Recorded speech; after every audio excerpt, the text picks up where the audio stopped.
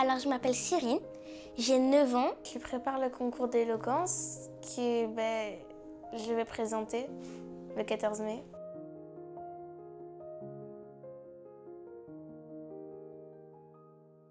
Bonjour, je m'appelle Aymen et j'ai 12 ans.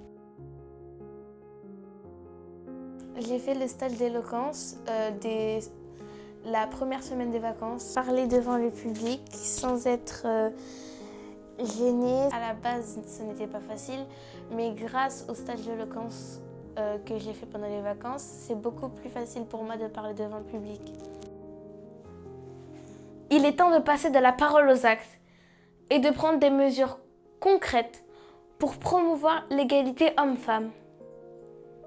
Cela nécessite la participation de tous les hommes et de toutes les femmes.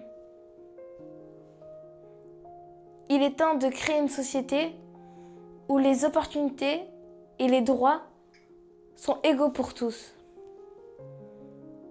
Et n'oublions pas que nos 3 valeurs sont liberté, égalité, fraternité. J'étais timide envers plein de prestations où il y avait le jury, où il y avait un public. J'arrivais pas à m'exprimer autant. Maintenant, c'est pas le cas. Du coup, grâce à l'éloquence, grâce au stage, j'ai vaincu cette peur envers le public. Aujourd'hui, nous sommes en 2025 et l'égalité des chances n'est pas encore respectée. Et oui, elle n'est pas encore respectée. Je suis là pour le concours d'éloquence car quand j'étais petite ou quoi, j'arrivais pas à m'exprimer devant le public, j'avais très peur et j'étais un peu timide et je suis venue au concours d'éloquence pour apprendre et à plus être timide et avoir plus peur du public.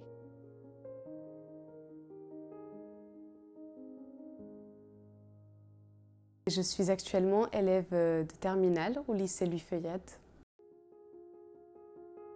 Je suis profondément intéressée par la politique et plus précisément plutôt les relations internationales.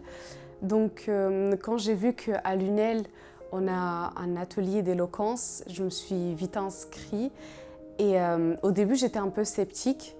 Puis avec la première séance, je me suis rendu compte que c'était vraiment ce que je voulais faire puisqu'on faisait des débats, on partageait notre opinion. C'était vraiment ce que j'aime le plus. Je suis en train de préparer le concours d'éloquence et j'ai décidé de parler de l'égalité des chances entre les personnes riches et les personnes pauvres. Imaginez-vous marcher dans une rue où on y trouve d'un côté des immeubles luxueux et de l'autre des bidonvilles. Je veux juste expliquer que la femme et l'homme doivent être au même niveau et que ça dure le plus longtemps possible. Juste pour conclure, si nous voulons que le monde change, il nous faudrait de la liberté, de l'égalité pour la femme et l'homme. Merci à tous de m'avoir écouté. Un jour, un idiot m'a dit « Alicia, tu sais, comédien, ce n'est pas un métier très féminin. » Je lui ai répondu « Oh non, ça c'est un peu court, vieil homme. Vous auriez pu me dire, oh Dieu, bien des choses en somme.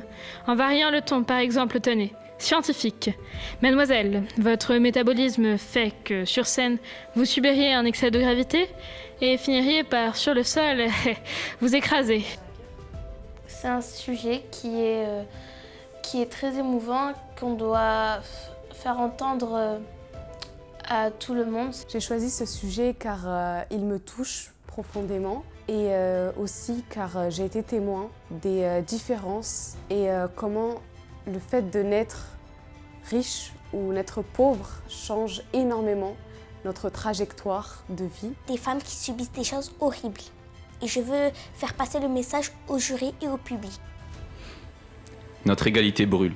Nous regardons ailleurs. Notre fraternité mutilée, notre égalité non respectée, en inventant des lois débiles pour nous séparer. Et comme l'a dit Philippe II de Macédoine, diviser pour mieux régner. Quand on n'arrivait pas à faire quelque chose, il y avait quelqu'un qui était là pour nous, qui était soit Tiffaine, soit Katharina, pour nous aider. Et aussi, mes camarades étaient très sympathiques. C'était super. Tout le monde était très très bienveillant. Une très très bonne ambiance. Tout le monde rigolait. Et c'était toujours positif. On se pousse tous vers le haut, c'est-à-dire qu'on faisait des débats, on faisait énormément d'activités, toutes différentes, qui nous permettaient toutes de devenir plus éloquents, de nous rassurer, de nous aider. Et je pense que tout le monde a les mêmes capacités de réussir. C'est pas une compétition, forcément si c'est une compétition pour gagner aussi, pour gagner des prix, mais pour passer ce message aussi. Pour moi, le but premier, c'est de passer un message. C'est ce que je veux faire à travers mon discours. Et si je gagne un prix, tant mieux. Sinon, ce n'est vraiment pas grave. Pour moi, le plus important, c'est d'être là, d'être la voix de ceux qui n'en ont pas. Et de partager cette information, ce message qui est crucial pour moi et dont on n'en parle pas assez.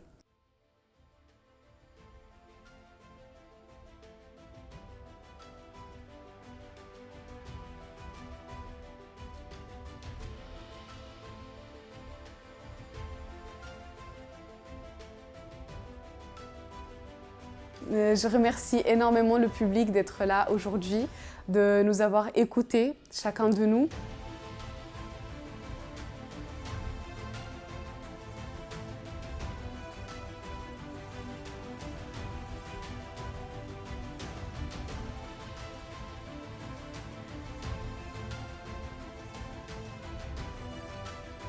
Je remercie l'État et la ville de nous avoir payé le concours d'éloquence et le stage d'éloquence.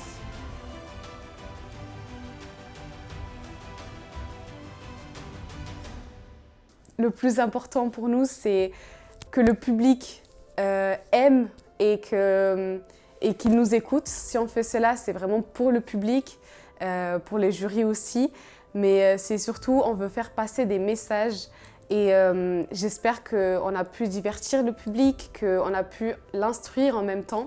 Et c'est vraiment cet objectif-là qu'on a tous, je pense, à l'atelier d'éloquence.